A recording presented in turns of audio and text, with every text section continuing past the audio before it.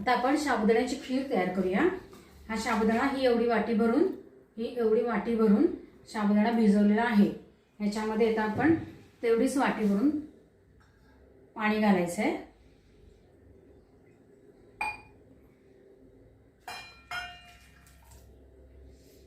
आणि हे गॅसवर शिजत ठेवायचं आहे।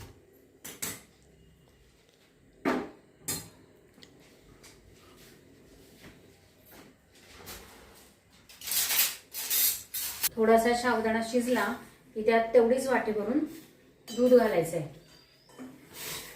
आता हे पूर्ण पारदर्शक होईपर्यंत शिजवून घ्यायचं आहे।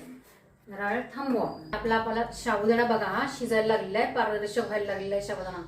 आता ह्याच्यामध्ये मी साखर, तुम्हाला जेवढं गोड हवं आहे तेवढं टाका, मी कमी गोडीचं करते जरा। परत हे मी जरा असा घट्टपणा यावा, चांगला मस्त चव चांगली आणखी लागावी म्हणून पावडरचं दूध केलेलं आहे आणि ते पावडरचं दूध मी याच्यात घालून घेते। पावडरच्या दुधाने कसं चव जरा आणखी चांगली लागेल त्याच्यामध्ये। आणि हे आपले ड्रायफ्रुट्स हे सगळे टाकून घेते। आता हे अजून थोडंसं शिजवून घ्यायचं, पारदर्शक आणखीन चांगली करायची खीर। आपली अशा आता व्हायला लागलेला आहे।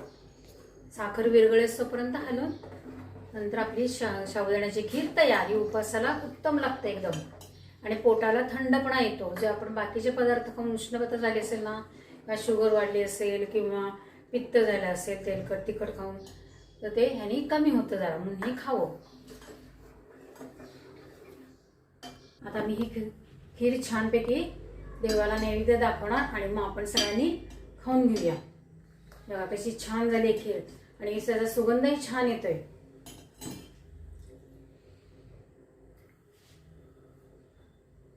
त्यात वेलदोडे जायफळाची पूड घातली तरी चालते। थांबा आपण घालूच या त्याच्यामध्ये थोडीशी।